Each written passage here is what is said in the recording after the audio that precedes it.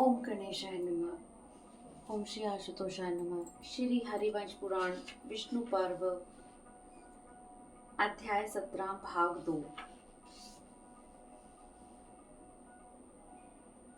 तात आज से इंद्र यज्ञ का उत्सव स्थगित हो गया।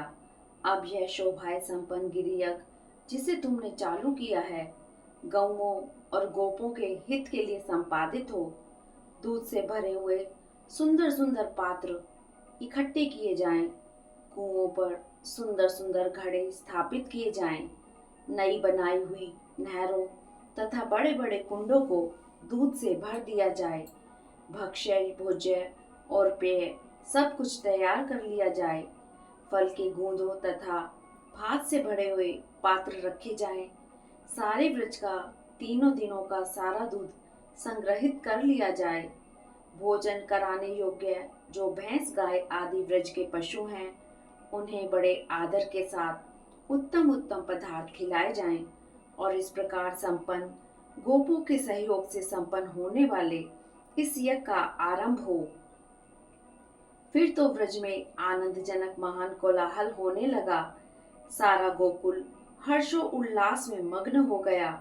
वाद्यों के गंभीर घोष, सांडों की गर्जना और बछड़ों के रंभाने से जो सम्मिलित शब्द प्रकट हुआ वह गोपों का हर्ष बढ़ाने लगा। दही के कुंड में ऊपर ऊपर घी छा रहा था। दूध की अनेक नहरें बहने लगी। फलों के गूदों की बड़ी भारी राशि जमा हो गई। बहुत से संस्कारक द्रव्य संचित हो गए और उज्जवल भातों का पर्वताकार पुंज प्रकाशित होने लगा। इस प्रकार गौओं से भरा हुआ श्री कृष्ण का गिरि यज्ञ चालू हो गया। संतुष्ट हुए समस्त गोपगण उसमें सम्मिलित होकर आवश्यक कार्य करते थे। गोपांगनाओं ने अपनी उपस्थिति से उस महोत्सव को मनोहर बना दिया था। वहाँ भक्ष्य पदार्थों के सैकड़ों ढेर लगाए गए थे। नाना प्रकार के गंध, माल्य तथा भांति भांति के धूपों से वह यज्ञ सुशोभित होता था। अग्नि के समीप जो आज्य थाली और चरु थाली आदि रखी गई थी वे उस यज्ञ का विधान आरंभ होते ही आग पर चढ़ा दी गई। ब्राह्मणों सहित गोपों ने किसी शुभ तिथि को उस यज्ञ का अनुष्ठान आरंभ किया। यज्ञ के अंत में श्री कृष्ण स्वयं ही माया से पर्वत के अधिष्ठाता देवता बनकर उस अन्न, दूध, दही और फलों की गूदों को भोग लगाने लगे। उस यज्ञ में श्रेष्ठ ब्राह्मणों को अन्न पान से तृप्त और दक्षिणा से संतुष्ट किया गया था। उन सब के मनोरथ पूर्ण हो गए थे। वे सुखपूर्वक स्वस्ति वाचन करके प्रसन्नचित होकर उठे थे। यज्ञांत स्नान के समय गिरिदेव के रूप में प्रकट हुए श्री कृष्ण अपने को अर्पित किए गए भोज्य पदार्थों को खाकर और इच्छा अनुसार दूध पीकर बोले, मैं पूर्णतः तृप्त हो गया। ऐसा कहकर वे उस दिव्य रूप के द्वारा जोर जोर से हंसने लगे। दिव्य माला और अनुलेप धारण किए उन पर्वताकार देवता को पर्वत के शिखर पर खड़ा देख सब लोगों ने उन्हें प्रधानतः श्री कृष्ण ही समझकर उनकी शरण ली। प्रभावशाली भगवान श्री कृष्ण ने भी उसी रूप से अपने को छिपाए रखकर वहां एकत्रित हुए गोपों के साथ नतमस्तक हो स्वयं ही अपने आप को प्रणाम किया।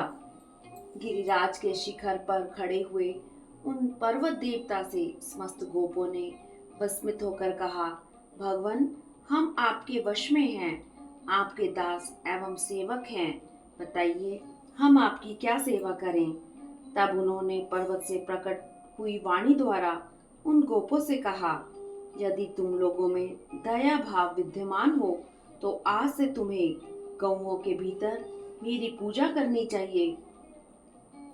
मैं तुम लोगों का प्रथम देवता हूँ, तुम्हारी संपूर्ण कामनाओं को पूर्ण करने वाला और शुभ चिंतक हूँ। तुम मेरे प्रभाव से 10,000 गौओं के स्वामी एवं उपभोक्ता बने रहोगे। मुझ में भक्ति रखने वाले तुम गोपों के लिए मैं प्रत्येक वन में कल्याणकारी होऊंगा और तुम लोगों के साथ मैं उसी प्रकार आनंद पूर्वक रहूंगा। जैसे दिव्य धाम में रहा करता हूँ।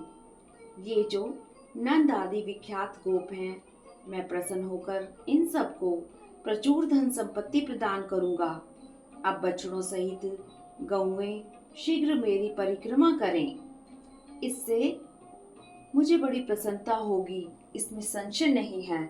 फिर तो झुंड की झुंड गौएं सांडों के साथ आकर परिक्रमा के लिए गिरिराज को सब ओर से घेर कर खड़ी हो गईं।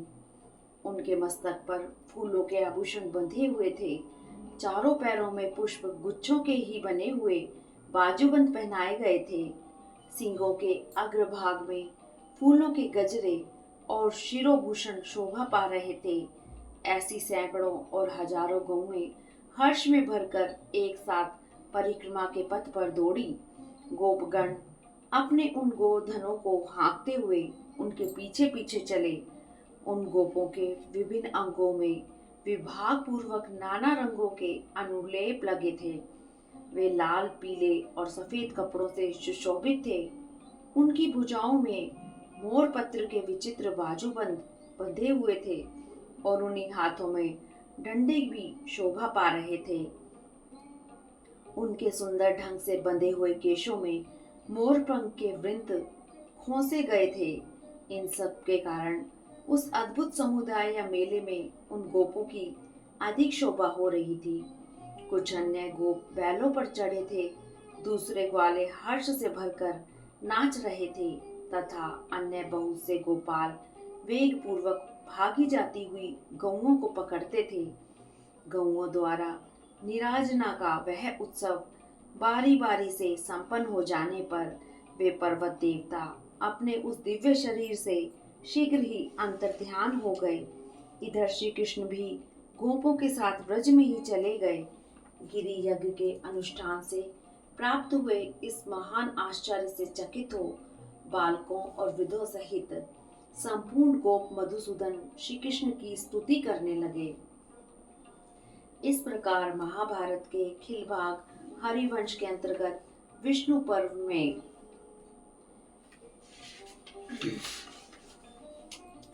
शरद वर्णन विषयक 16वां अध्याय और गिरि यज्ञ का अनुष्ठान विषयक 17वां अध्याय पूरा हुआ। हरिओम तत्सत। हरिओम तत्सत।